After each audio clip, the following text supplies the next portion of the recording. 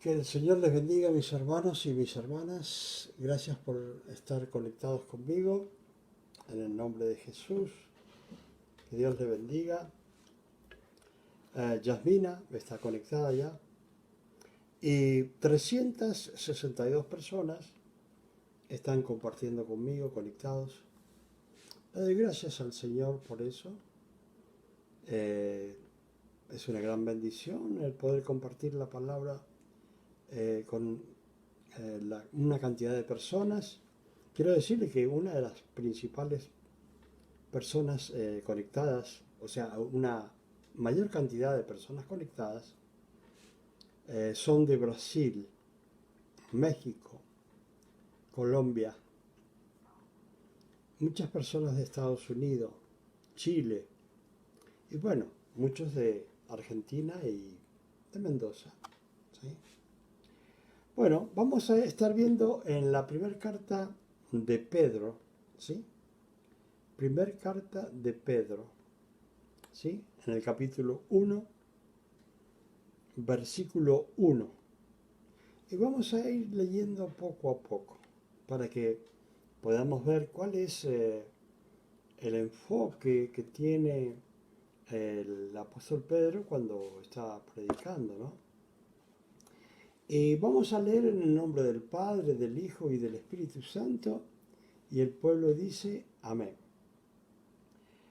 La palabra dice, Pedro, apóstol de Jesucristo, a los expatriados de la dispersión.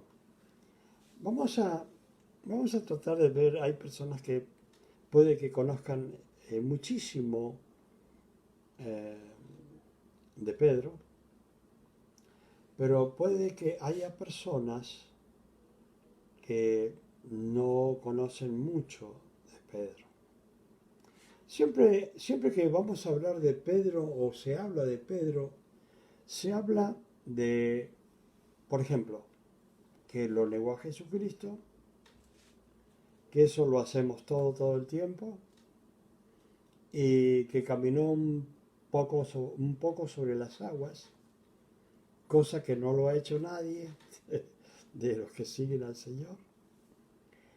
Y después, todo eso que en una oportunidad dijo, bueno, Señor, tú eres el Cristo, el Hijo del Dios viviente. De ahí en adelante el Señor le cambia de nombre. De piedrita se podría decir a roca. Y bueno, acá Pedro se está presentando. Ahora, una de las cosas que debemos entender, porque hay personas que en realidad algunos no conocen lo de Pedro, pero Pedro era una persona, cuando lo iban a matar a Cristo, cuando dijeron, pero tú no eres uno de los que anda con el maestro. Y él dijo, no, yo no. Pero eh, esas cosas siempre todo el mundo las hace. Todo el mundo niega a Cristo en ciertas oportunidades. Y si no lo niega con la boca, lo niega con los hechos cuando hace cosas que no son,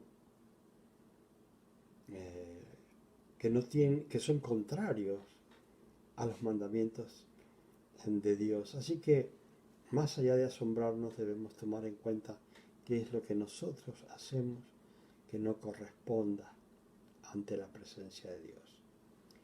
Después que en Pentecostés el apóstol Pedro recibe el poder del Espíritu Santo, ya el Señor le había dicho, bueno, ustedes van a recibir poder y me van a ser testigos en Samaria, Judea y hasta lo último de la tierra, ¿sí? Eh, él, él sabía de que hay un cambio en las personas cuando las personas reciben el poder del Espíritu Santo. Cuando yo comencé, bueno, había recibido a Cristo, Pero después de recibir el Espíritu Santo, el poder del Espíritu Santo, es un poder para testificar, ¿sí? O sea que de ahí viene una fuerza que Dios nos da para testificar, para predicar, para orar y que se produzcan milagros, maravillas, para echar fuera demonios, ¿sí? Ese es el poder de nuestro Señor Jesucristo, el cual eh, se manifiesta a través de las personas cuando uno recibe el poder del Espíritu Santo. Entonces, después que ya recibe el poder del Espíritu Santo Pedro, él en su primera predicación se convierten 3.000 personas. Miren qué cantidad. Cualquier predicador, evangelista, le gustaría que sucediera eso, ¿sí? Y viene y predica por segunda vez y se convierte en 5.000 personas. Y acá estamos hablando, como dice la palabra, sin contar a las mujeres y a los niños. Entonces, ya Pedro, de ser una piedrita, unas piedritas, se convierte en una roca al recibir el poder del Espíritu Santo y el mismo Señor le dijo, bueno, cuando él confiesa que Jesucristo es el Señor, y dice, bueno, sobre esta roca, que no es Pedro, sino sobre la confesión que hace, así sobre esa confesión se va a, a, a crecer la iglesia. Estamos hablando espiritualmente, ¿sí? Entonces, él acá está en un momento muy crítico, cuando escribe el apóstol Pedro, y dice, para que ustedes vean y entiendan, dice, Pedro, apóstol de Jesucristo. ¿A quién se dirige? Cuando nosotros miramos la carta de Pedro, de Santiago, Judas, y otras epístolas que hay, otras cartas, hay 7 cartas que se llaman universales.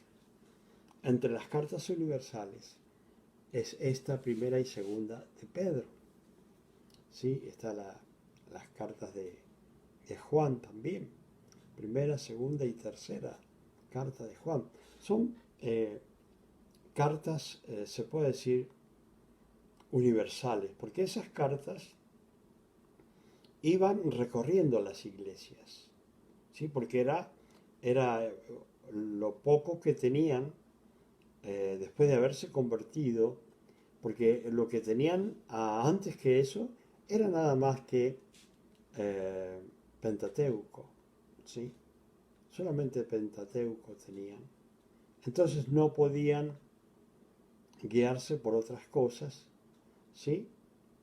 Entonces comienzan los apóstoles a hacer cartas y estas cartas las recorrían en las iglesias. Pero acá tenemos que ver y analizar esto. Acá dice apóstol de Jesucristo a los expatriados de la dispersión. Cuando está hablando de esto Pedro, se está dirigiendo a aquellos que habían sido sacados de los lugares donde estaban porque había una persecución contra la iglesia cristiana, ¿sí? Querían exterminar a la iglesia cristiana. Y este tiempo que estamos, podríamos decir que también quieren exterminar a la iglesia cristiana. Pero ¿quiénes son los que están exterminando y terminando con la iglesia cristiana? Los mismos predicadores. ¿Por qué? Porque los predicadores no están predicando a Cristo, se están predicando a sí mismos, están buscando su fama en especial y no buscando la fama y la gloria de nuestro Señor Jesucristo. Y si no, fíjense en las predicaciones, ¿se imaginan a Jesucristo predicando de la economía, de, sí, bueno, la bolsa está así y hay que tratar de invertir ahora, es el momento de invertir? ¿Se imaginan ustedes a Jesucristo haciendo esas conversaciones, predicando de esa forma? O diciendo, bueno, aprovechen porque el pescado, en ese tiempo que era el pescado una de las cosas esenciales para vivir, diga, bueno, aprovechen porque después que venga estas barcas ya descarguen, seguramente va a subir el dólar y va a subir el pescado también. ¿Se imaginan ustedes esas clases de predicaciones? Bueno, esas clases de predicaciones se están haciendo hoy día. Hoy día se está predicando como que fuera una bolsa de comercio la iglesia, donde, o Wall Street, donde caminan todos los capitales, ¿sí? Eso es lo que se está predicando y esos son los que están en contra de la iglesia. No están a favor de la iglesia, ni están jugando a la iglesia. Están engañando a medio mundo con esas cosas. Acá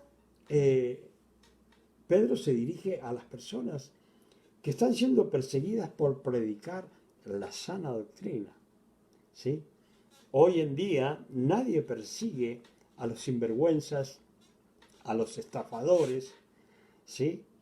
Nadie los persigue, ¿sí? ¿Por qué? Y porque son del diablo y el diablo no persigue a los suyos.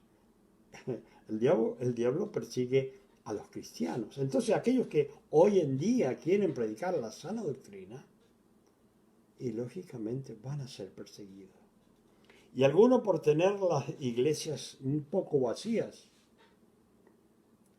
inventan cosas, hacen, por ejemplo, que los jóvenes, para que no se vayan de la iglesia, les hacen un antro que generalmente le llaman en otros lugares, no en la Argentina, le llaman antro, así, los lugares donde la gente se divierte. Y bueno, hacen lugares bailables ahora dentro de la iglesia para que los jóvenes no se vayan a otros lugares, ¿sí? Y de paso, también les sirve un poquito de ganancia a la iglesia para aumentar los recursos según los cuales ellos necesitan. Esa es la iglesia de hoy día. La iglesia que no persigue a nadie, ¿sí? Sino que miran a aquellos que predican la sana doctrina, la sinvergüenzura que están haciendo cada uno de los pastores que supuestamente se llaman pastores, que no tienen nada que ver con la sana doctrina. Muchas veces las personas dicen, bueno, ¿por qué se criticará a otros siervos de Dios? Bueno, yo no critico a los siervos de Dios. ¿Por qué? Porque si fueran siervos de Dios, estarían predicando la sana doctrina. Pero como son unos sinvergüenzas, los critico porque no están predicando la sana doctrina. Están llevando a la gente a los lugares donde pueden obtener mayores ganancias, que no es eso lo que el Señor nos ha mandado, a enseñarle a la gente dónde van a tener mejores ganancias, sino que el Señor nos ha mandado a que nos preocupemos por las almas, ¿sí? Y escuchaba yo a uno, y es la misma palabra también, donde decían, ustedes en vez de apacentar las ovejas, se están apacentando a sí mismos. Y no lo digo yo, lo dice la palabra, ¿sí? Están recaudando dinero no para ayudar a las personas, sino para vivir una vida muy buena. A muchos les gusta ir a Estados Unidos, a ir a conciertos artimañas e ir y decir vamos a hacer esto y lo otro. Son viajes de placer, de vacaciones, para comprarse ropitas y algunas cositas más. Eso es lo que hace la iglesia de hoy día. Acá el apóstol Pedro estaba preocupado. ¿Por qué estaba preocupado? Porque estaba siendo perseguida la iglesia por predicar la sana doctrina, el evangelio, el único evangelio. Por eso el mismo apóstol Pablo decía, no que haya otro evangelio, ¿sí? No hay otro evangelio, hay uno solo. Pero hay personas que se inventan un evangelio y crean leyes para sus propias concupiscencias, ¿sí? Entonces, acá le dice a los expatriados, aquellos que han sido sacados, entre ellos el apóstol Juan había sido llevado preso a la isla de Patmos. Y dice de la dispersión, porque se habían dispersado todos los cristianos por la persecución. Y dice acá los lugares, dice en el Ponto, Galacia, Capadocia, Asia y Bitinia. ¿Qué lugar es ese para que nosotros podamos ubicarnos, ¿sí? Para que nosotros podamos ubicarnos, ¿dónde es eso ahora? Eso es Turquía, se podría decir. Casi toda Turquía. Ese es estos lugares que están nombrados acá, para que tengan una idea de dónde estaban siendo esparcidos los cristianos. En aquel tiempo era la actual Turquía. Y bueno, elegidos, dice, según la presciencia de Dios Padre en santificación del Espíritu. Ahora, acá hay algo que las personas deben entender, aprender. Cuando Dios habla, elegidos según la presciencia, ¿sí?, de Dios Padre, se está refiriendo a lo que siempre hablo yo de los atributos de Dios, atributos divinos, de todopoderoso, omnipotente, omnisciente, que lo sabe todo, y omnipresente, que está en todo lugar. Entonces, en este atributo de omnisciencia, que es conocer antes, el único que lo puede conocer es Dios, todo antes, entonces dice elegido según la presciencia de Dios Padre. O sea que está hablando de la humanidad cuando todavía no había sido creado el mundo y Dios sabía que lo iba a hacer.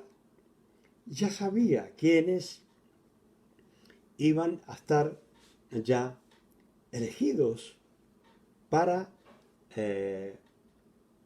seguir a Jesucristo. Pero no es que Dios los eligió, ¿sí? Porque esto es una doctrina de la elección que han inventado algunos, sino elegidos. ¿Qué quiere decir?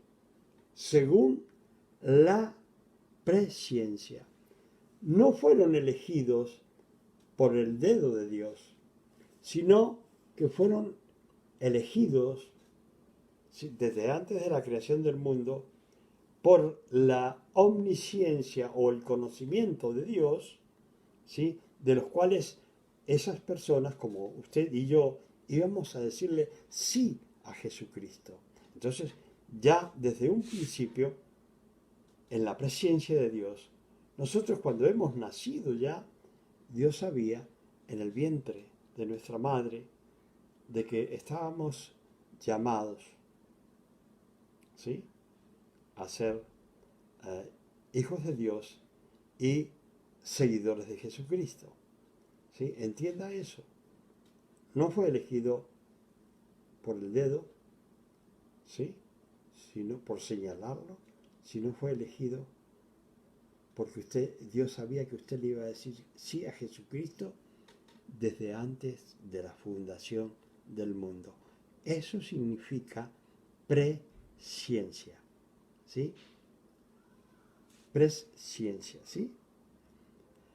De Dios Padre. O sea, por la presciencia, dice, de Dios Padre, en santificación del Espíritu. Acá vemos que el Espíritu Santo está interviniendo. El Padre y está interviniendo el Espíritu Santo, dice, en santificación del Espíritu. O sea, elegidos por Dios, santificados por el Espíritu de Dios, ¿para qué? Para obedecer, ¿sí? O sea que, fíjense bien lo que dice, porque siempre se está enseñando y se está predicando según la concupiscencia de los predicadores y no de alabar y bendecir a Dios con lo que predican. Y acá dice, ¿para qué? Para obedecer, ¿sí? Para obedecer. O sea que Dios ya nos había visto que decíamos sí a Jesucristo, entonces nos elige en su presencia, nos prepara, ¿para qué? Para santificarnos después con el Espíritu de Dios. Yo una vez tuve un accidente muy grande y me caí en un barranco con un auto y bueno, la gente creía que me había matado y estaba vivo, ¿sí? Y Dios, uno no sabe por qué tiene que seguir viviendo. Tenía más o menos, no sé, unos 28 años, 29. Y después de los 30 yo conocí al Señor. Entonces no tenía que morir ahí porque Dios tenía una tarea para mí. Yo no lo sabía, solo Dios sabe todo. Tenía una tarea para mí que era predicar el Evangelio, que muchos enfermos se sanaran, muchos endemoniados fueran libres, ¿sí? Y muchos se arrodillaran a los pies de Jesucristo, recibiéndolo como Señor y Salvador. Así que, entonces Dios nos elige, sabiendo que le vamos a decir sí a Jesucristo, nos cuida para que lleguemos a decirle sí a Cristo y nos podamos ir con Cristo para obtener la corona. Y dice también, nos santifica para qué, para obedecer. Y fíjense lo que dice acá, y ser rociados con la sangre de Jesucristo. Ahora, fíjense bien lo que yo les voy a decir. Hay muchas personas que dicen, no, es que no puede ser rociada una persona con la sangre de Cristo. Pero acá dice, y ser rociados con la sangre de Jesucristo. O sea que esas personas que es una denominación muy conocida, pero ellos no creen en la sangre de Cristo. Y le digo que estudian mucho, ¿eh? Estas personas estudian mucho, estas personas son muy preparadas, pero hay cosas que no creen. Es más, yo estaba en esa iglesia cuando yo comencé, después de un año, había una fuerza interior que me hacía orar por los enfermos. ¿Y cuál fue mi pensamiento? Me tengo que ir de esta denominación porque ellos no creen. Y a lo mejor iba a ser, digamos, amonestado en la iglesia por algo que ellos no creen y yo sí. Entonces, de ahí fui a una iglesia donde el poder del Espíritu Santo vibraba ahí. No había empezado el culto en ese lugar y ahora yo vivo a un bloque y medio o una cuadra y media de ese lugar. Y le digo, las personas entraban y los que estaban mal se empezaban a retorcer por el poder del Espíritu Santo. Bueno, vamos a seguir con esto. Dice, en santificación del Espíritu, para obedecer y ser rociados con la sangre de Jesucristo. Yo les digo una cosa, cuando yo tengo que echar demonios afuera y ellos no quieren obedecer, yo les digo, bueno, te voy a rociar con la sangre bendita de nuestro Señor Jesucristo. Y no lo soportan y se tienen que ir de las personas. ¿Sí? Así que el mismo sacrificio de Jesucristo nos rocía a nosotros con su sangre, ¿sí? Dice, ¿y qué dice? Gracia y paz os sean multiplicadas. ¿Sí? Acá, este es un saludo para griegos y judíos. Gracia para los gentiles o, o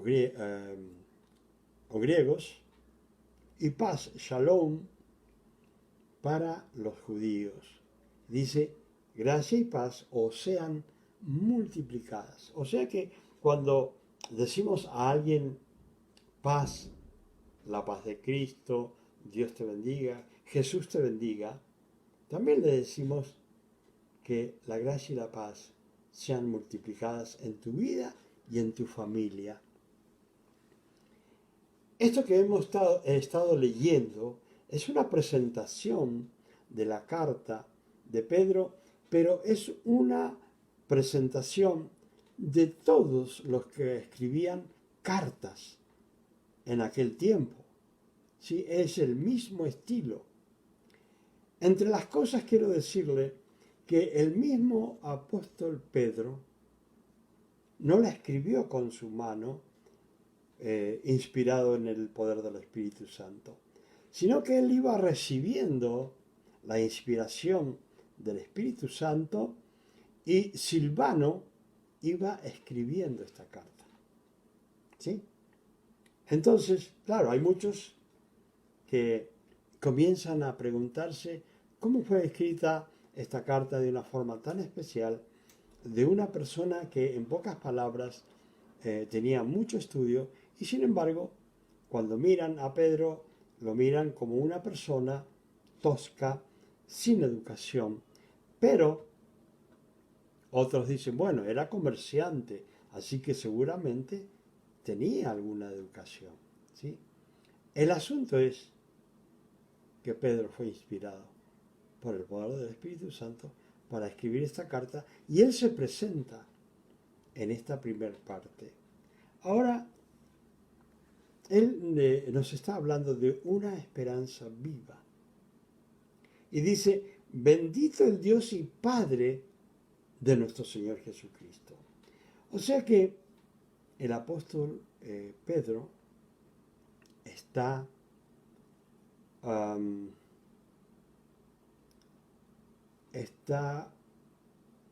hablando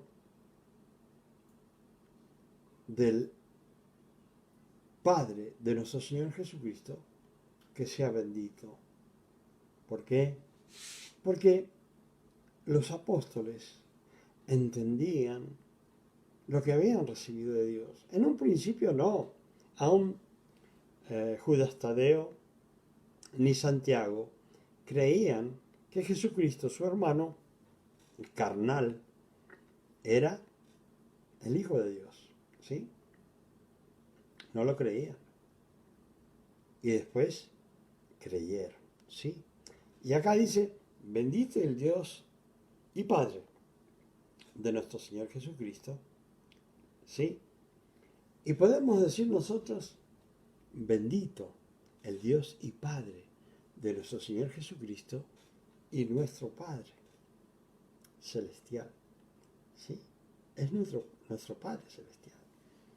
Hemos hablado de que es omnisciente, omnipresente y omnipotente, con todos esos atributos divinos que solamente Él tiene, ¿sí?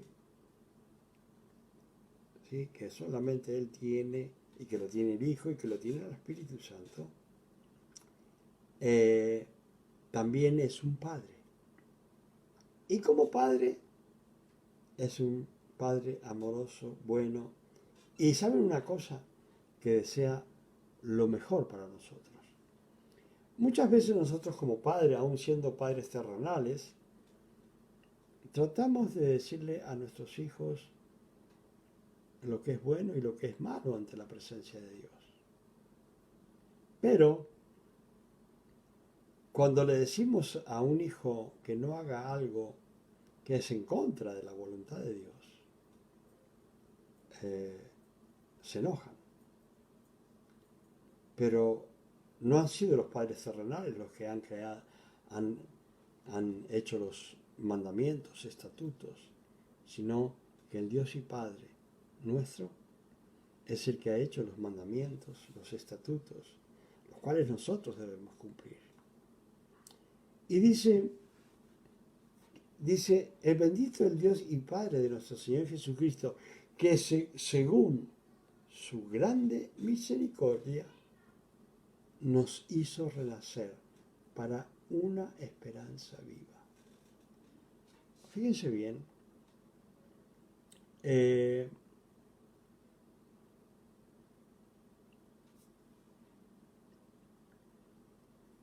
o sea que Dios nos hizo renacer para, por su grande misericordia, ¿sí?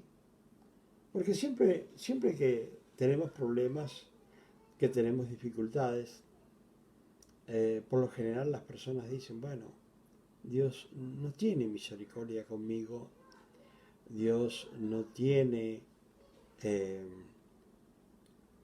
eh, no me ama, no le interesa mi vida, pero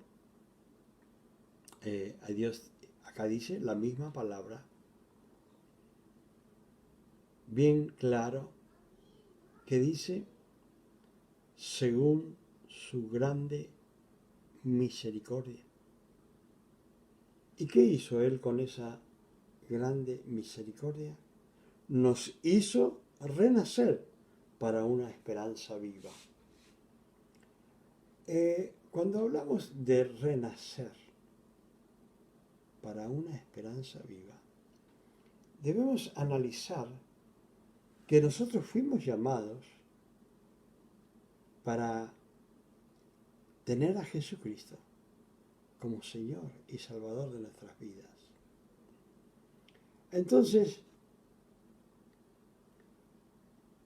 cuando habla de la misericordia de Dios con nosotros, está hablando que nos hace renacer, significa que nosotros estábamos muertos espiritualmente. ¿Sí? Y de repente vemos que la grande misericordia de nuestro Padre Celestial, a través de nuestro Señor Jesucristo, nos hace renacer. Pero no nos hace renacer de cualquier forma. ¿O para qué? Nos hace renacer para una esperanza viva. Tenemos que entender esto. Estábamos muertos en pecado. Estábamos para ir camino del infierno. De repente, como dice acá, Dios hace que el Espíritu Santo nos toque y nos santifique, y al santificarnos, o sea, nos toca y nos lleva a los pies de Cristo. Entonces, cuando recibimos a Jesucristo, es para una esperanza viva. ¿Por qué? Estábamos muertos espiritualmente, ahí vamos a ir al infierno, una muerte espiritual para siempre. No quiere decir que íbamos a desaparecer. Muy por el contrario, hay personas que no entienden que sea santo de Dios, o sea, uno que se va al infierno, no quiere decir que el que se va al infierno se va a morir de una vez, no. Desde ahí en adelante, nosotros ya somos eternos. Fíjense bien lo que les digo. Después de morir, nosotros vamos a ser eternos. Pero hay una diferencia. Está la diferencia en que el que, el que sigue a Cristo y lo recibe en su corazón es para una esperanza viva. Quiere decir que nos hace renacer de nuevo, ¿sí? Nos hace nacer de nuevo, pero no físicamente, sino espiritualmente. Y en ese renacimiento, ¿sí?, espiritual, tenemos una esperanza viva que es el vivir una eternidad con Cristo. Esa es la esperanza que tenemos todos los cristianos, que vamos a morir un día y nos vamos a ir con Jesucristo. O sea que nos muramos, o sea que estemos vivos y el Señor nos lleve con su iglesia hasta las nubes, ¿sí? Entonces, fíjense bien lo que dice. Hemos nacido de nuevo para una esperanza viva por la resurrección de Jesucristo de los muertos. O sea que está hablando, Jesucristo vino, fue sacrificado, fue prácticamente, lo único que faltaba que lo mutilaran, pero lo destrozaron. ¿Sí? Como dice la palabra, no hay parecer en él. ¿Por qué? Porque estaba desfigurado. Entonces, dice, por la resurrección de Jesucristo de los muertos, después que Jesucristo muere, y muere por nosotros, pagando las culpas nuestras, nuestros pecados, Él resucita. Este plan no lo sabía el diablo, si no, no lo hubiese matado. ¿Sí? Porque no lo mataron los judíos, era el tiempo de los judíos, pero podría haber sido cualquier otro. Sino que usó a ese pueblo en aquel tiempo porque era el elegido de Dios para el pueblo de Dios. Pero, dice, a los suyos vino y los suyos no le recibieron. Vino a los judíos el Señor, pero ellos no lo recibieron.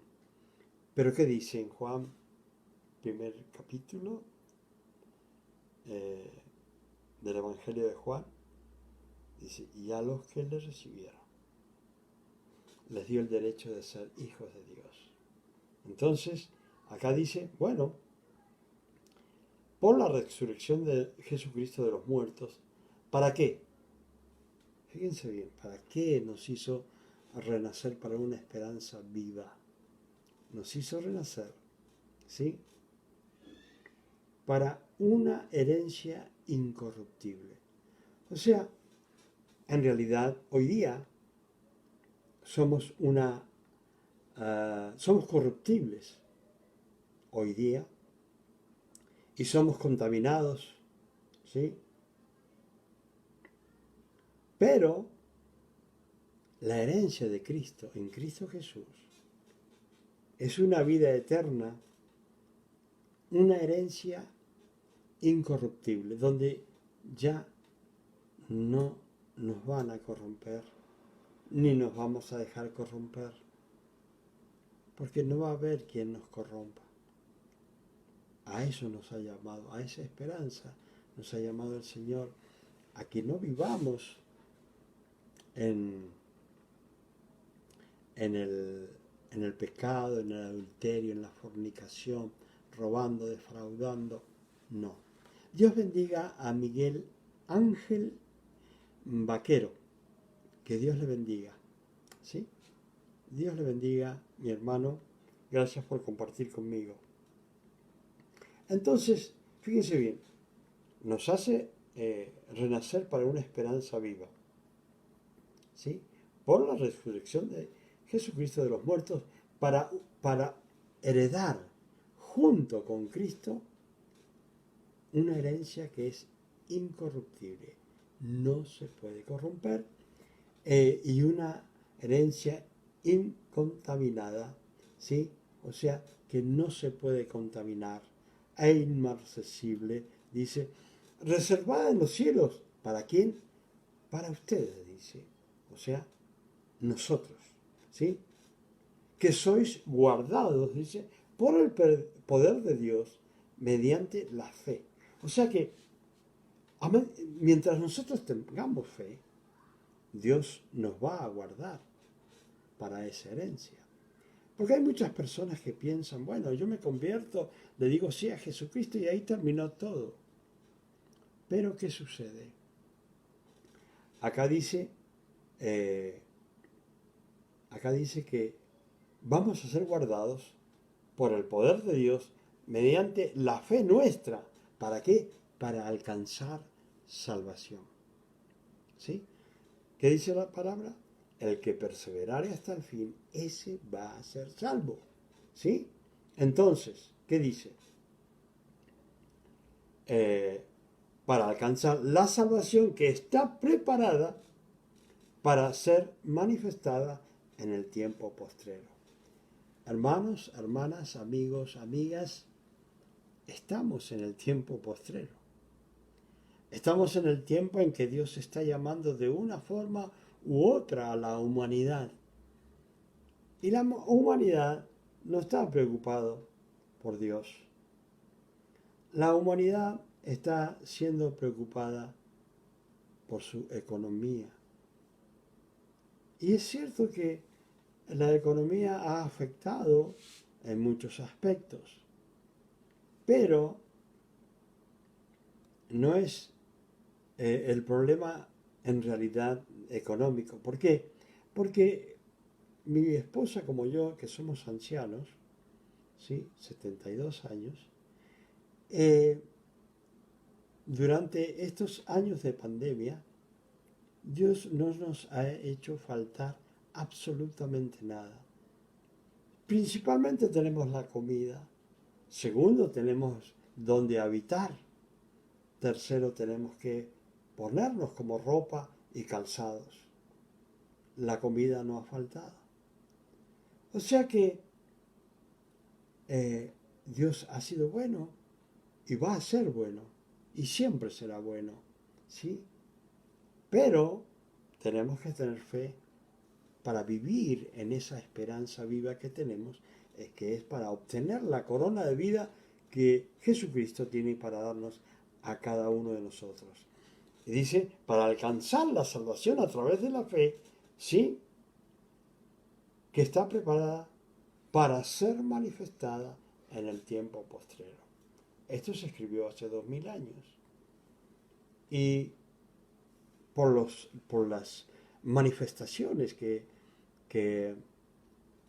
estamos viendo y las cosas que suceden, nos damos cuenta que estamos en los últimos tiempos, que estamos, todavía no comenzamos lo que se llamaría el tiempo de dolores, pero ya va a comenzar el tiempo de dolores.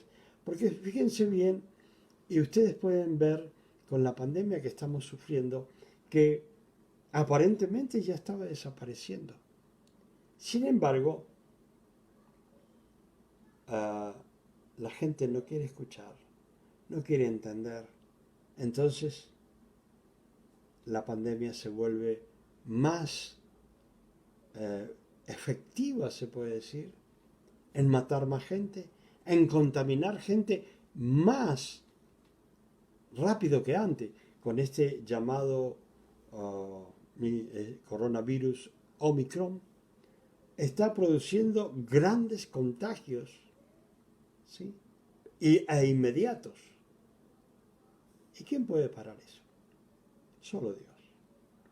Ahora, nosotros, ya sea que muramos por pandemia o porque, como uno que ya es anciano, un día nos tenemos que morir. Pero tenemos que morir con una esperanza, estando con una esperanza viva, ¿sí? Una esperanza viva para alcanzar la salvación que Dios tiene preparada para nosotros. Dice, esa salvación va a ser manifestada en el tiempo postrero. Estamos en el tiempo postrero. ¿Qué tenemos que hacer nosotros? Vivir en santidad, consagración, servirle a Dios, ¿sí? Y llevar a otros eh, eh, de alguna forma predicando el Evangelio. Acá dice, en la cual vosotros os alegráis, aunque ahora por un poco de tiempo, si es necesario, tengáis que ser afligidos en diversas pruebas. Siempre los cristianos estamos sufriendo pruebas, pero si nuestra fe no fuese probada, ¿cómo sabríamos nosotros que estamos bien? Dios lo sabe y Dios sabe lo que va a suceder con nosotros, pero nosotros sabemos cómo estamos preparados en la fe. Si tenemos tribulación y una tribulación tras otra, vamos a ver hasta dónde aguantamos y cuál es nuestra fe. ¿Sí? Entonces, bueno, posiblemente que tengáis que ser afligidos en diversas pruebas, para que sometida a prueba vuestra fe, mucho más precioso que el oro. ¿Por qué la fe es más preciosa que el oro? Porque usted no puede tener nada, pero si tiene fe, tiene todo. Puede lograr todo en Cristo Jesús, Señor nuestro, pidiéndole al Padre Celestial. Lo puede lograr todo. Dios ha sido bueno conmigo y yo puedo hablar de eso así. Dice, mucho más preciosa que el oro. ¿Sí? Mucho más preciosa. Vamos a terminar ahí y vamos a darle gracias al Señor por aquellos que han compartido, por mi hermana. Son 362 personas que estuvieron con nosotros. Miguel Ángel Vaquero, Yasmina Chambí. Dios los bendiga por acompañarme y compartir conmigo. Dios los bendiga y estaremos el próximo viernes juntamente con cada uno de los que han participado. Que Dios les bendiga y que puedan atesorar la palabra. Recuerden que esta es palabra de Dios para ustedes y para mí. Que el Señor les bendiga y nos vamos a estar viendo el próximo martes a las 9 p.m. de Mendoza, Argentina. Que el Señor les bendiga.